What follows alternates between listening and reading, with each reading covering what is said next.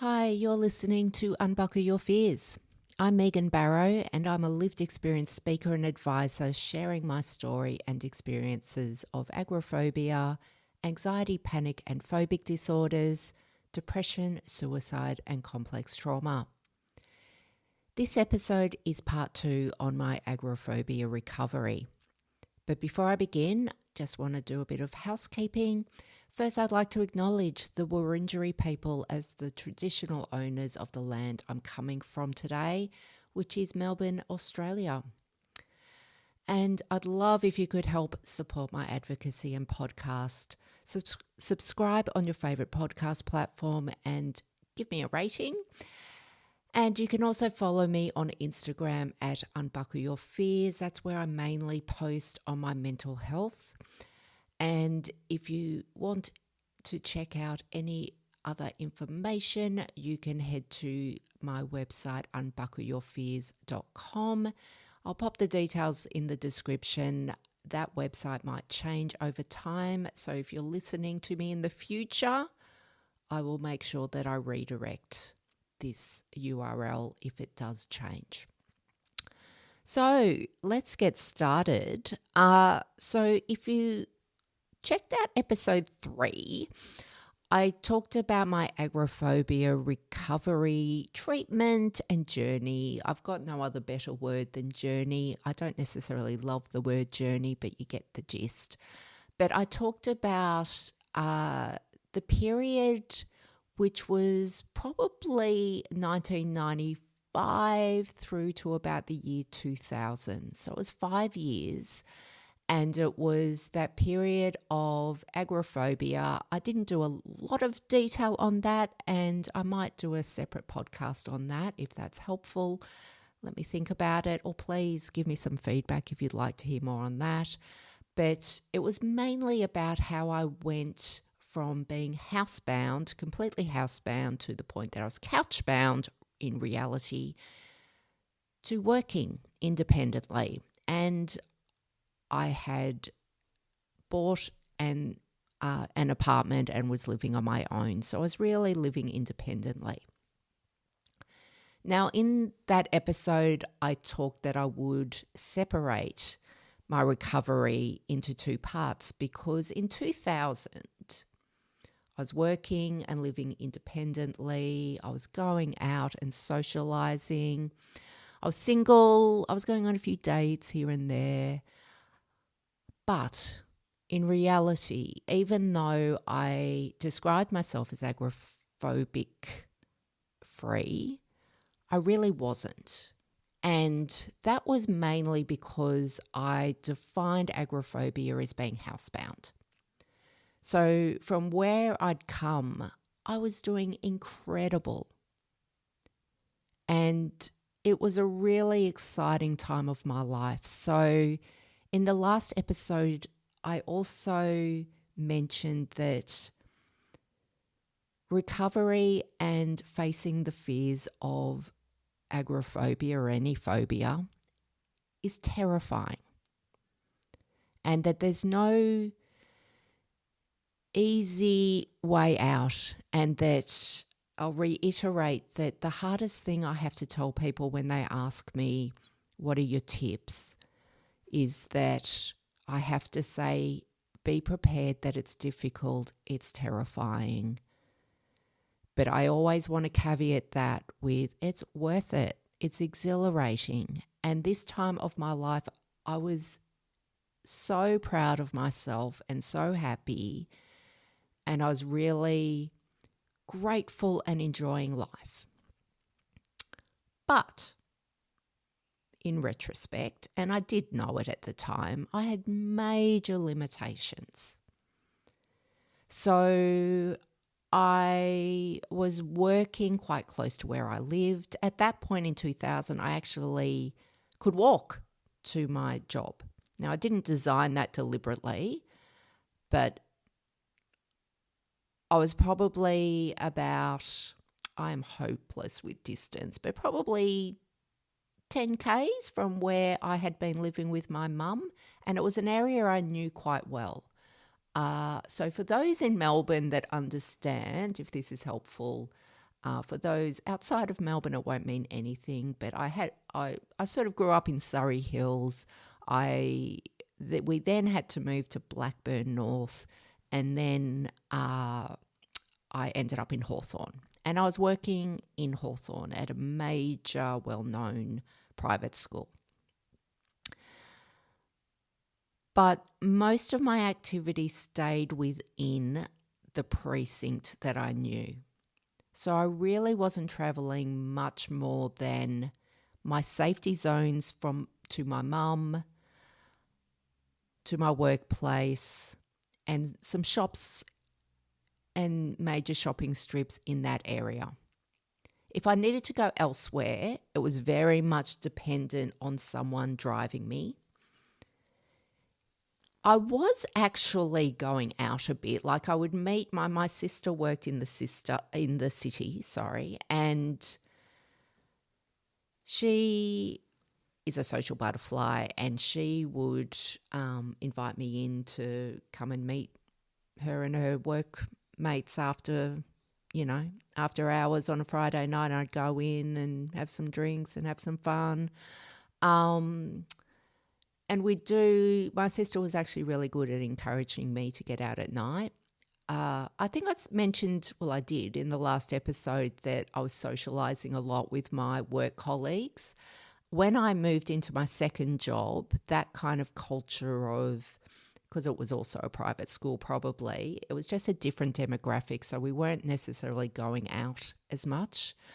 So it was a very different culture, and I still would catch up with those people from my previous workplace and old friends, but I probably started to quieten a little bit, and then my sister went overseas for 4 years. So as I even say this, I can kind of see how it's quite natural that even my going into the city started to decline as people I knew weren't really in there and encouraging me out.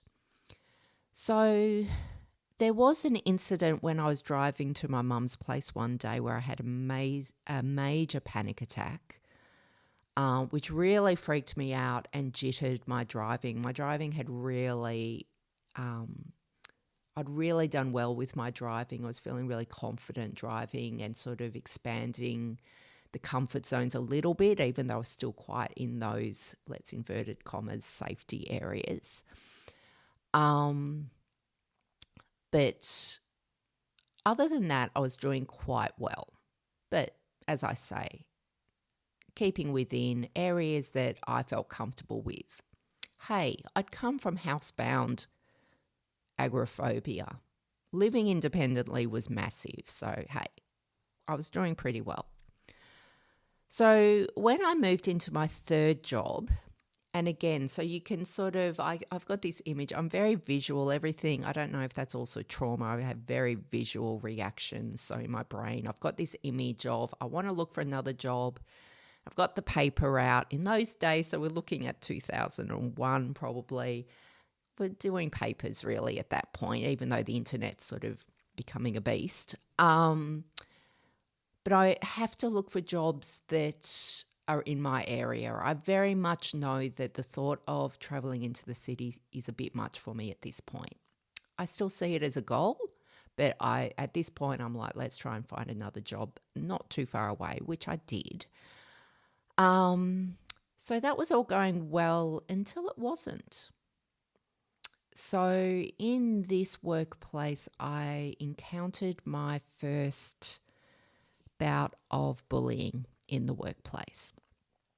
So there's a whole discussion right now in Australia, especially Melbourne or Victoria. There's new legislation on psychosocial hazards and the safety that workplaces need to look after people's not only physical health and the dangers of, ensuring that there's a safe workplace in terms of physical hazards, but they also need to look after people psychologically.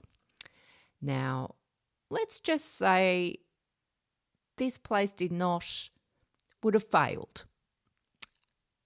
And it wasn't just me, but with my background of trauma and mental ill health, I was a bit more susceptible to the effects of it.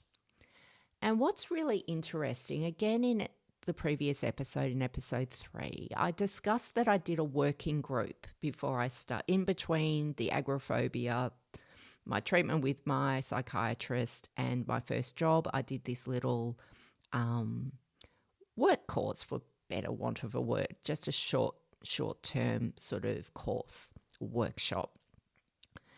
And one of the facilitators, I remember him talking to me, and I was talking about my ill health and the agoraphobia, and he was asking how he could help me. And I think I even mentioned in that episode how he actually helped me drive into one of my doctor sessions to sort of help practice my driving. And I talked about the breakdown that I had, and he asked what would happen if that happened again. And I said, look, I just can't see how that could happen again. There's no real replication of that. Now I understand, because PTSD is something I'm only really diving into in the last 4 or 5 years, believe it or not. I probably just didn't have the spoons to sort of dig into it. I was in denial and lots of other things. And it was also a coping mechanism not to dive into it. But I now realise, with understanding trauma more and more, that it's not as simple as replicating that this person was abusing me and making my life hell in a workplace and other situations. It was just anything that would remind me of that, so that could cause harm to me psychologically. So this third workplace, I was there for about 2 years, but in the end, the bullying became so bad that I was brought into a meeting without any knowledge or preparedness, and had 2 managers talking to me with authority and berating me about some sick leave. And anyway, long story short, I was like, I'm done, I resign. And I just walked out of there. They were like shocked, but they would tell me, you're not resigning. I said, yeah, I'll resign, don't worry about it.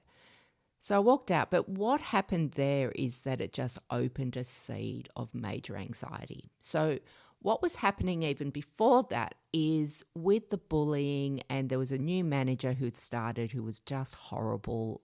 Other people in the place also did not enjoy them, for better. They weren't good, and had no management skills and were essentially bullying. And I'm just remembering that the days, it was only maybe a 5 to 10 minute drive from where I lived, so I could have even walked, but I was finding that short drive, that was actually quite an easy drive, no major intersections or anything like that. It was the Agoraphobia girls' perfect drive. I just was struggling even doing it. That I was starting to have panic attacks when I was driving that short distance, and was trying to find more and more side streets to avoid any traffic or being stuck anywhere. And I even remember on one of there was a traffic light that I just had to, there was no way around it. I would have to do a traffic light to get into my street. And people who know Hawthorne, it's kind of getting inner city. So there's a few roads that, even though they're not big, they're still very busy, especially in peak hour. And I was literally like driving down this road, would pull over to just before where the traffic light was, and then try and time when the lights would change to green and try and get in there so I wouldn't be in the traffic queue to go through the red light, and just pray that I wouldn't get stuck at the red light. So yeah, I don't even know if that makes sense. But yeah, the thought of being stuck in traffic and having people behind me and freaking out was just horrible. So I was really starting to get a lot of phobic thinking back.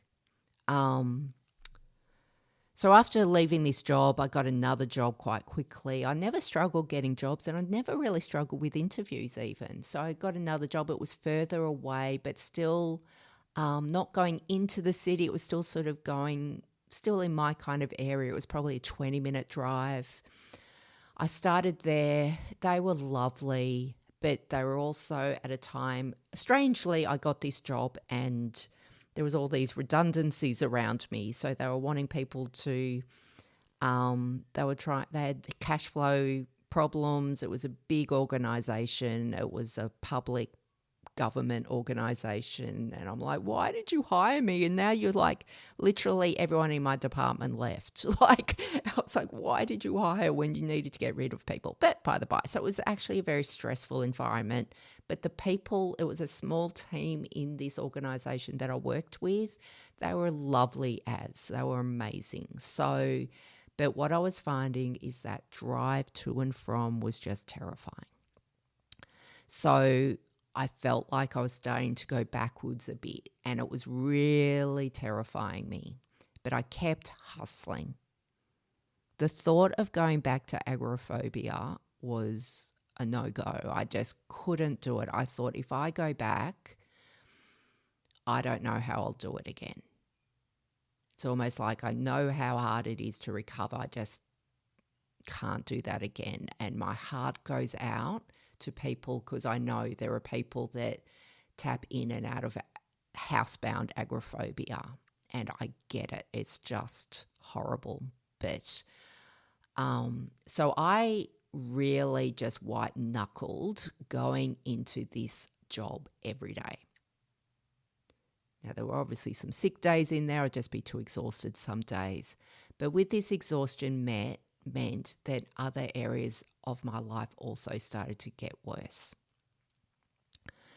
So I was there for about 10 months, and there's a few stories I could tell you, but, as examples of how I wasn't coping. But hopefully this podcast will go a long time, and I've got so many stories, guys, so many stories. So I could do a whole episode on just the different workplaces, really.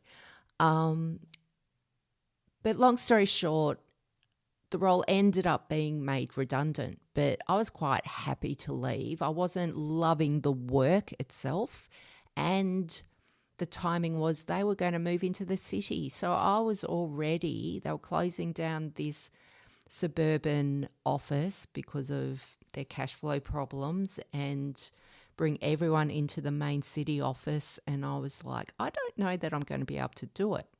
So at this point, I had not used any public transport. So I really wasn't doing much, like I say. I wasn't even using public transport in my area. So it's quite a surreal time looking back at that. I'm calling myself as recovered from agoraphobia, yet today I can see just how much I wasn't. Anyway, so I was given a payout, which gave me probably 2 months to find another job, and I found another job quite quickly. It was actually end of year, so I took time off over Christmas, and I found a job quite quickly, and by January, February, I was in this new job. And in my speech, so I do speeches with Beyond Blue, which is a really well-known mental health organisation in Australia. And I've got my speech in my head where I say at my next job, it's a public hospital, it's huge. And it was. But again, it's out in the suburbs. Again, it was probably a 20 to 30-minute drive, maybe a 20-minute drive. And it was kind of going between me and my mum's place. So in Blackburn North, she still was. So for people in Melbourne, you're going to possibly work out where charities, but I won't name them. But it was amazing, but also terrifying. So that first year especially was incredibly difficult. So pretty much every day I was panicking driving home, to the point that I ended up packing up me and my cat a few days a week and living with my mum. And even at some points I would just do a night at mum's, then a night at home, and leave my poor cat just in the apartment in Hawthorne. But I was not coping on my own. It was just a relief. And I was still panicking driving to my mum's place, but it was a shorter drive. And I think it was the comfort of knowing my mum would be coming home. I wasn't alone. And even just possibly that, someone would be making a meal for me, or I'd make a meal for her and she would clean up. So just that shared responsibilities rather than the full independence was just getting a bit much for me, alongside the white knuckling of just working. So in this public hospital, I had to do things like go and get milk for the department, but it would be a journey to go to the hospital kitchen, I was kind of in an admin building, and then there was the main hospital. And some days I'd be terrified just to do a 5-minute walk. We were up on level 3, going down the 3 levels and walking down a walkway into the main public hospital and waiting for someone in the kitchen to see me. And I would have images of me in the kitchen fainting. Like, that's just all. And it was also really confronting to be in the public hospital. So I didn't see too many patients, but of course there'd be, doctors and nurses sort of wheeling people around, and it was all a bit too confronting. So if I could just stay in my little office area in the admin building, I was very happy. Ironically, I was also helping run marketing events or events. So yeah, it was, I loved the work. I loved my department. I was really open with my team about my mental health.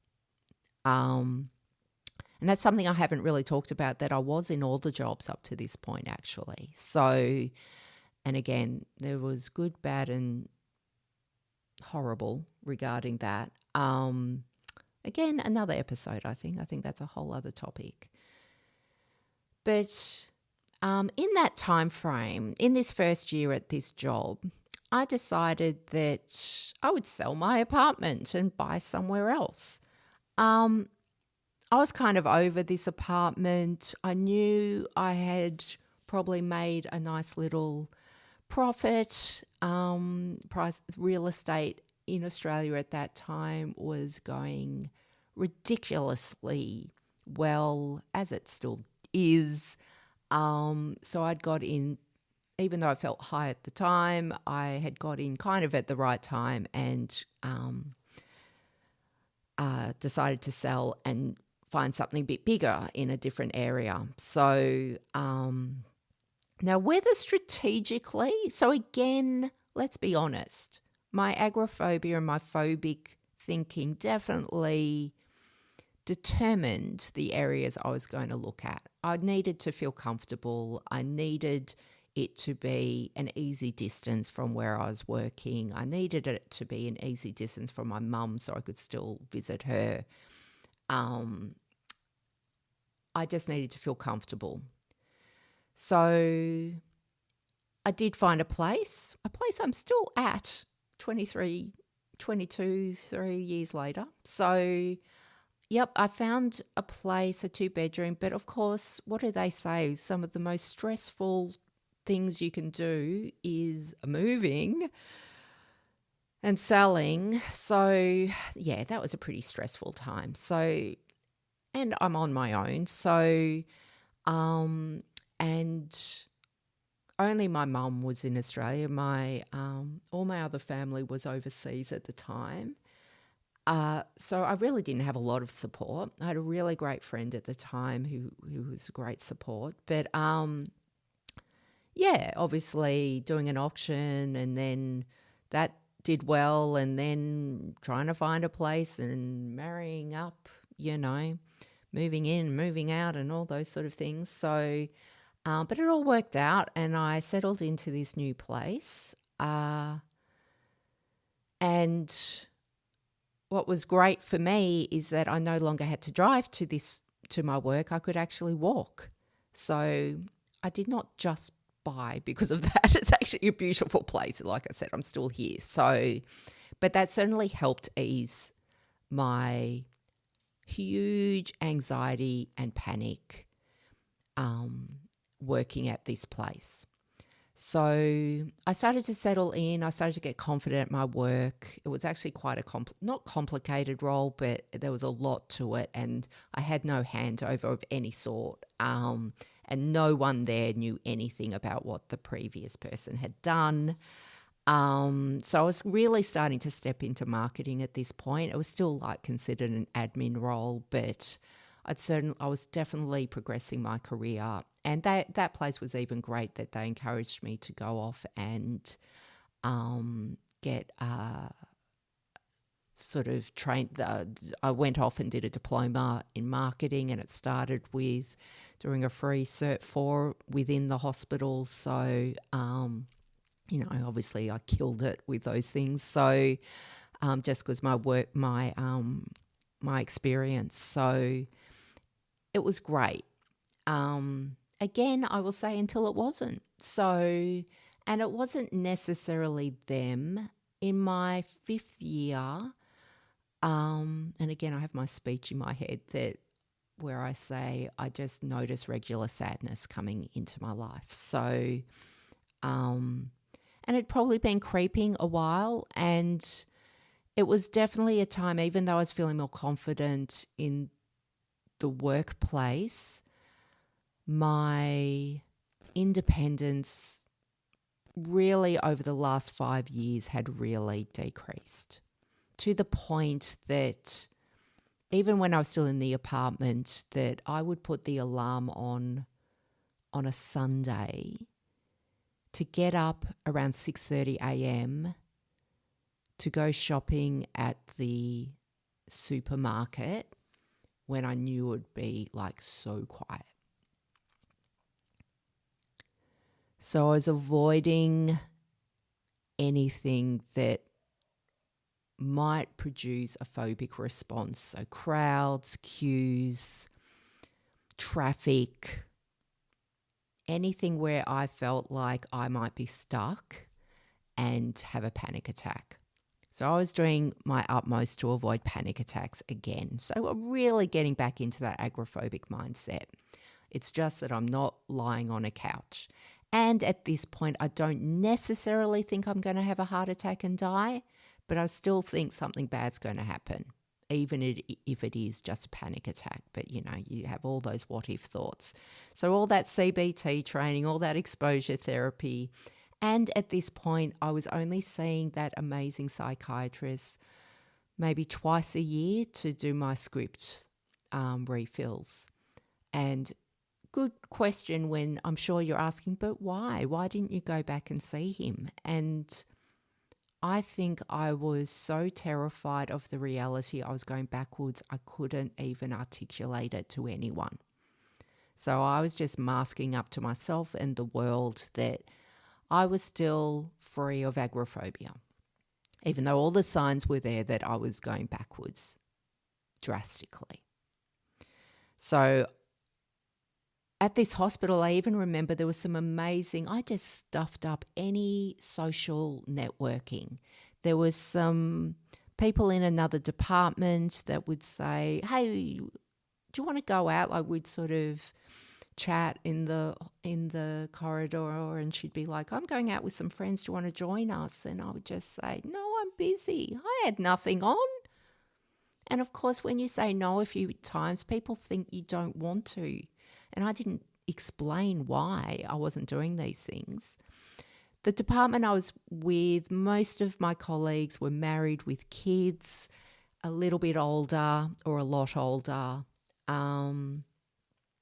The few times we'd go out, most people knew I didn't really drive, so they would help me get to places if need be.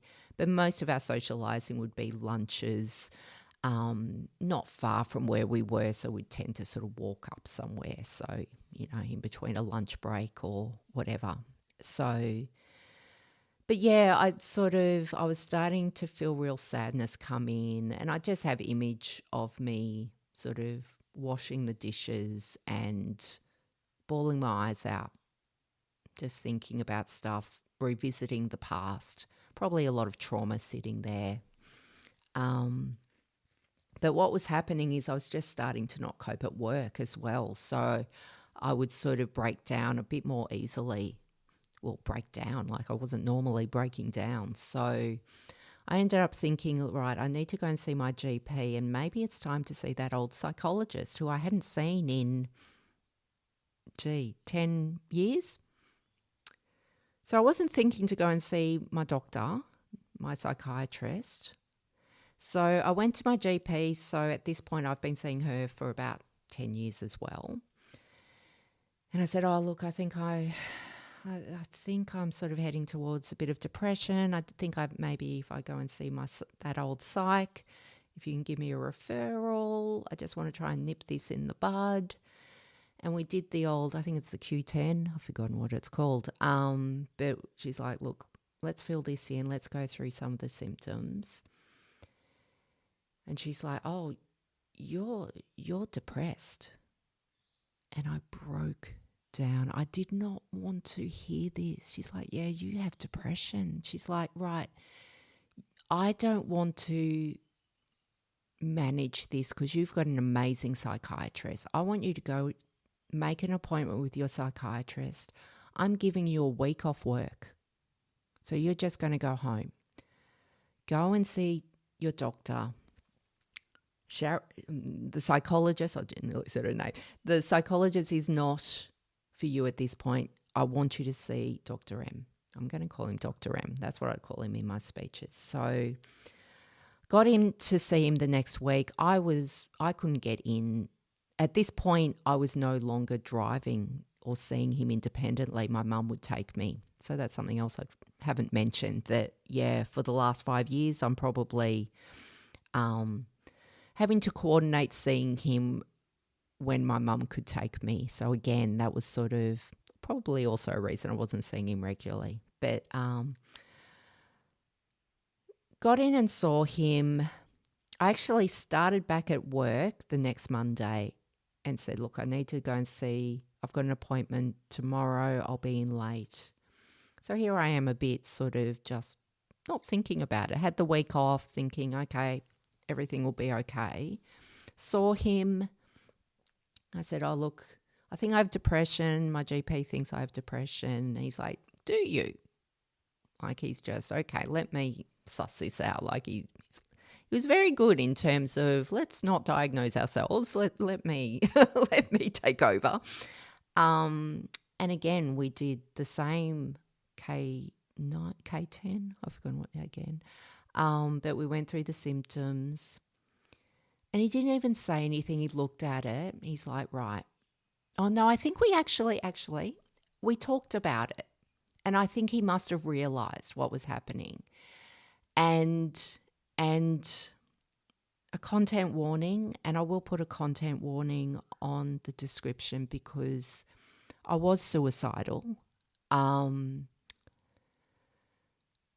Yeah, actually some thoughts are coming back to me as even I relive this. It's funny because in the last episode I said I was getting a bit emotional telling the story, and there's something really personal about sharing this story one-to-one. It's like I'm just sitting here talking to you. But yeah, even before, just remembering before I even went to my GP, I'd rung my mum and said I wasn't doing well.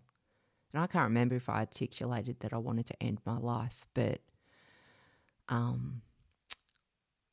let's just say the support around me at that time wasn't great. So I don't think anyone in my family really understood the gravity of it. So in this appointment with Dr. M, after us talking, he then handed me the K10, the checklist to go through and rate where I was at. He said, look, I'm just going to get up. I'm just going to have a chat with your mum. So, oh, okay. He had never done that before. He'd either bring her in. Yeah, he'd only the few times that he spoke to her, he brought her in and we spoke all together. So he went out and I couldn't hear what they were saying. I could hear talking, but I couldn't hear what they were saying. And he came back in and he didn't even look at what my ratings and what I'd written down on this checklist were. He knew that I was depressed. He's like, right, okay, I'm going to put you on some medication.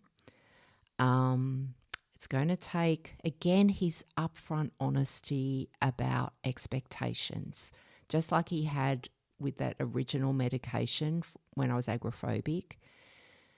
He said, you're probably going to feel rotten for about 2-3 weeks. You're going to feel really nauseous, but then you'll start feeling better. He's like, just stick with it. You just have to stick with it. You're going to come in here weekly. We're not going to make any decisions. You're going to come in and we're going to touch base with how you're going. Or it might have been fortnightly, actually. But also he said, your mum, you're sorted with your mum. You're going to go home with your mum. I think he told me. But you're going to go home with your mum. Your mum understands. I just want you sort of having some care at the moment. I'm going to give you a doctor. I'm going to get your GP to write another sick leave certificate for 2 weeks.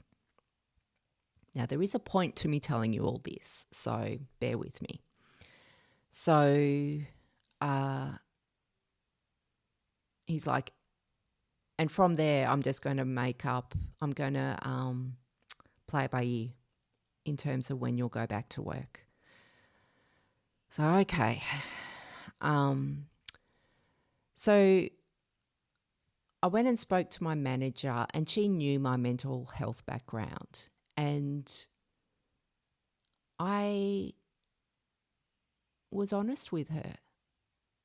And I shouldn't have been, is the moral to the story. I told her that just see my psychiatrist. I do have clinical depression. He wants me to take, I've got another sick leave. At this point, I dropped into my GP. The certificate was there.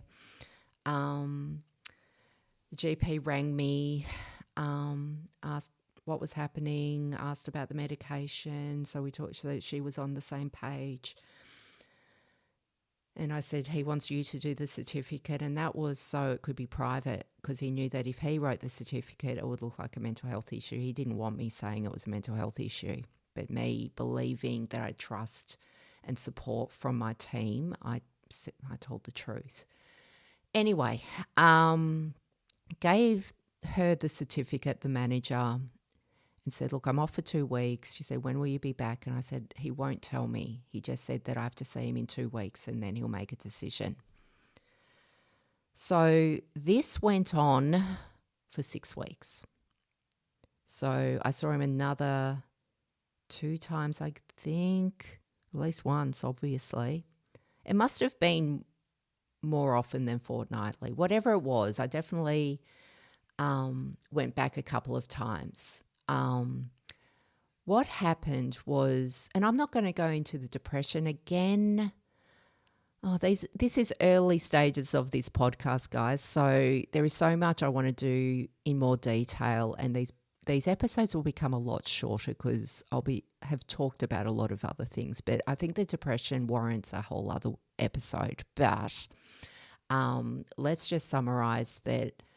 Within a few weeks, I was really lucky. This medication really had a profound effect on me. So I felt like for the first time, I understood what a normal brain felt like. And with that, not only did the depression start evaporating, so did that extreme anxiety. So this medication, which I'm still on today at a lower dose, but I'm still on today, was a game changer, not just for my depression, but for my anxiety and panic and phobic disorders. So, but before that, look, that week at my mum's was horrible. I don't remember much of it. Depression is just pure despair. I was exhausted. I couldn't eat. Lost heaps of weight. I would sleep all day, couldn't sleep at night. I was just all over the place. I did go back and see my psychologist at the same time. When I asked my psychiatrist if I could, he said, if you think that's helpful, go for it. And she was great, just sort of talking about, just having chats, more detailed chats about things. So anyway, each fortnight, so the second round of giving the certificate, so for the weeks 3 and 4, I noticed that my manager was getting a little bit less patient. Between weeks 4 and 6, the patients had gone. And I remember thinking I was ready for work after 4 weeks, but my psychiatrist was like, no, we're going to keep you on leave. Maybe he knew how hard things would be. So I rang after 6 weeks and said I had a return to work plan from my psychiatrist to ease back into work. So I wasn't returning full time. I started part time and then transitioned back into full time. But long story short, on my return, it was not good. So that's a whole other episode, like I say, talking about psychosocial and just working with mental health and my experiences as an employee and the varied treatment I had, but it was not good. I had some great support there, but I had some horrible support there, or no support there, and treatment. So I quickly left that job. From there, I had a few other jobs before starting my own marketing consulting business, which I've now been doing for 14 years. But the moral of the story and talking about this is, and I'm not saying this as advice, I'm simply sharing my lived experience. But what happened was when I got on the right medication, my life changed. But again, it was kind of in stages. So this would be 2008. And from here, my date knowledge gets a bit wonky. But I was still struggling with things. But what I found was that I had a different mindset to be able to return to where I was in the early days of agoraphobia recovery. So in the years 97 to 2000, before I started to decline again because of life and situations and trauma responses, I was able to recapture that stuff pretty quickly. But then over the years, I was then able to push myself and into sort of pushing myself outside comfort zones. So even though I was still struggling with driving, because after the hospital, I got one job, very short term, and then got another job. Again, it was still in areas that I could drive to. This one was probably also another 20-minute drive, but it was in an area I hadn't worked in before, and didn't know that well. But I felt comfortable driving, but still a bit nervous in that peak hour traffic, but sort of major traffic lights. Didn't love it, but did it. I did have a very strong, important relationship in that time. And we were getting into the horrible habit of him driving me to and from work. Then when we broke up, it was possibly a blessing in disguise, because I possibly would have got into a lovely habit of just going backwards in my driving. So he loved driving, so he would drive places. And I remember even one time wanting to go shopping somewhere, and I said, I'll drive. And he was shocked. I said, no, I want to drive. Let me practice. And he was thrilled. But yeah, so I was starting to say, look, I wanted to start taking the reins again. So, but in this job, we were on a tram line, and my boss, the guy I directly worked with, loved trams. He was always on the tram. And so guess what I ended up doing for the first time in 20 years? I got on a tram. First with him, and I think we all went as a team for Christmas lunch in the city. And I'm like, I haven't done this. I couldn't even remember being in the city without my mum or someone like that to go and see something like at a theatre or something, or a comedy festival or whatever it was. I hadn't been in the city sort of wandering around sort of in high heels and having a few drinks and on a tram in so long. And then I remember one day he was in the city, he'd forgotten something, and he rang me and said, can you jump on a tram and bring that into me? And I'm thinking, oh my God, I've never done a tram by myself. Oh my goodness. But I think we'd done it as a group. But I was like, okay. And I was terrified, but I was like, I just have to do it. He's relying on me bringing this in. So I went on these trams, and I'm navigating my way around the city, and I've just completely forgotten where the streets were and all that stuff. Now, it's just so interesting to think about. So, and now for perspective, my house is literally a minute walk from a tram line and tram stop. So I hadn't even used that in the 5 years I'd been living in this place to that point. Anyway, so yeah, I was really starting to grow in confidence. But what was the big changer was actually when I started my own consulting business. So on the surface, it might seem like, oh, that must be really good for your anxiety because you can work from home and you don't have to go into the office all the time and you can avoid all that peak hour traffic and blah, blah. Well, I knew it would be the complete opposite. And the boss that I just referred to, the tram guy at this other place, he was the one who encouraged me to start my own business. I'd left that business. Again, there'd been bullying, not a good environment in the end. He was great, but yeah, we couldn't work the office politics out. So I went somewhere else for a short time, and he's like, you should just start your own thing. You're really good at marketing and giving advice and blah, blah. And when we were talking about, so we'd catch up for coffees and have these chats about, how would I leave this workplace and start my own business? And he's like, but how would you get to clients? Like, how would you, I was like, I'll just taxi everywhere. And he was like, okay. He's like, but that will get expensive. And I was like, that's all right.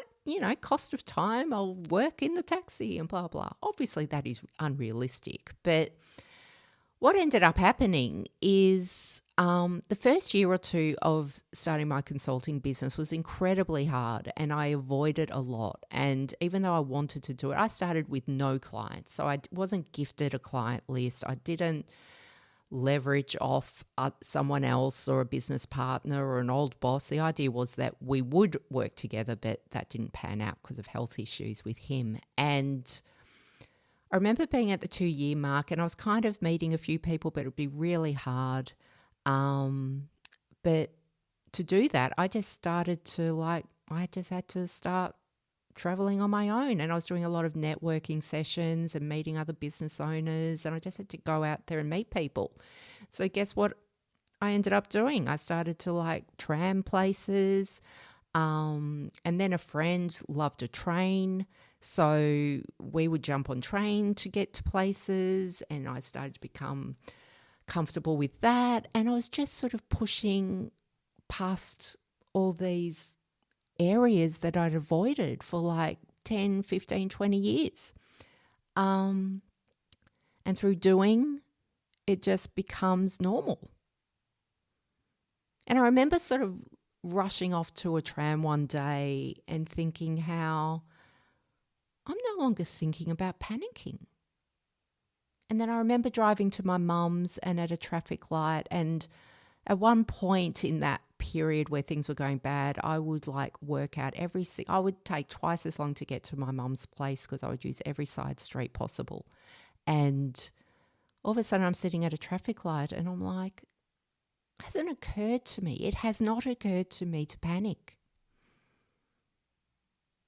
And I just thought about those days where it felt like I was white knuckling everything and that I would never feel normal, that I would never not feel panicky to do these things. And all of a sudden, it hadn't occurred to me that I was living free of feeling fear. Now, that doesn't mean that I still didn't feel fear. I did, but everyday living was different. I was just doing it. And that's pretty much where I am today. Now, I will do another episode again. How many times have I mentioned that there are so many tangents for me to do other episodes? So that's my commitment that I will keep going with this. But there has certainly been periods where hormones have really played. I'm 54, so I've been through perimenopause and menopause, which is really difficult with hormones and anxiety. And we also went through a pandemic, right? And in Melbourne, for those who don't know, we had some of the most severe lockdowns in the world. So I was able to bunker into my home. I didn't mind it. Like I was bunkering in, but even when you sort of headed out, it was so quiet because everyone was bunkered down. So when that sort of lifted, it was a real shock to the system to get back out to the hustle and bustle. So,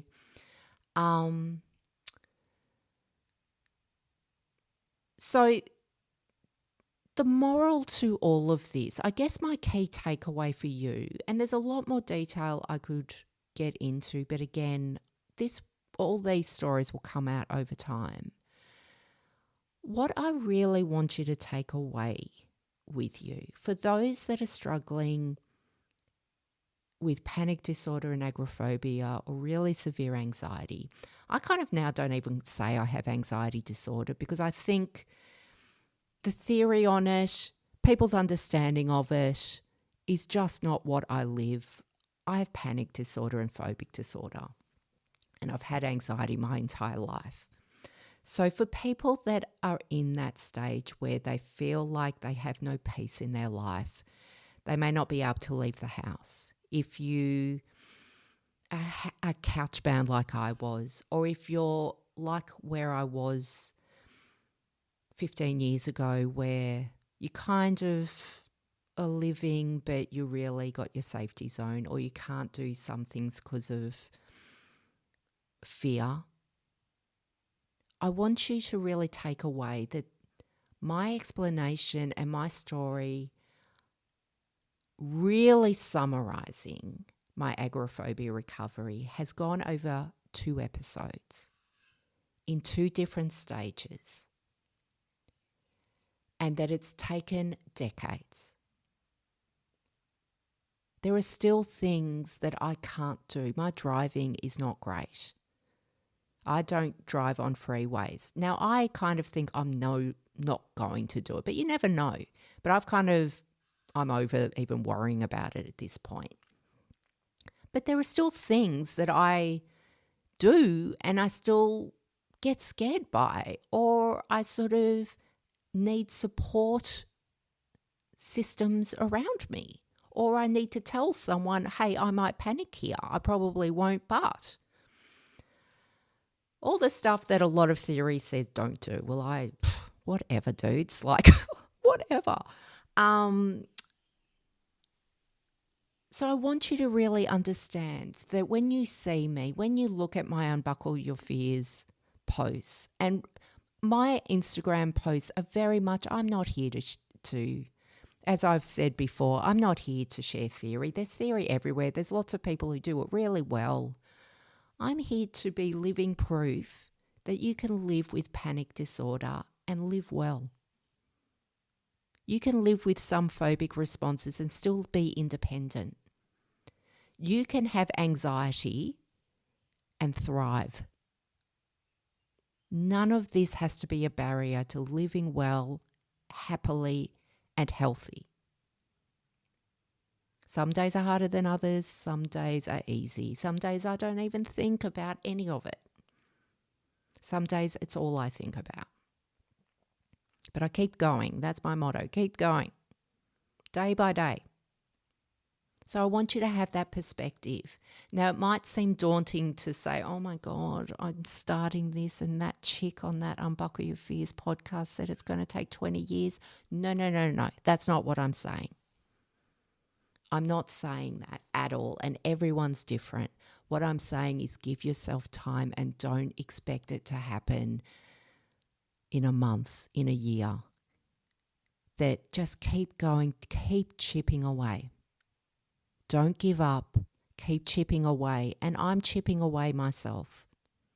And when there are things that I have done, even say 10 years ago, and I've got a bit jittered because of hormones and COVID and all that, and I'm not used to doing it again, I pick myself up and chip away and say, okay, I'm going to be nervous doing this again. Remember 10 years ago when I could go to a gig and I didn't even think about panicking? Well, now I think about panicking, but it's all right. I'm doing it. That's great. So the question I want to leave you with today, and it will be different for different people, depending on where you're at in your health journey. But I want you to think about the two parts that I've done on agoraphobia recovery and how essentially I reset what my comfort zones were. And I still do to this day. And what they are to push through, what I need to push through. So always when I get to a point of comfort, and that's a great way to live, but is there something I actually truly want to do and achieve? Then let's do it. Look what I've achieved in the past. So as I've briefly mentioned, I'm a speaker. I've been doing public speeches for 12 years. You don't think that's terrifying, but I decided, hey, I'm living quite well.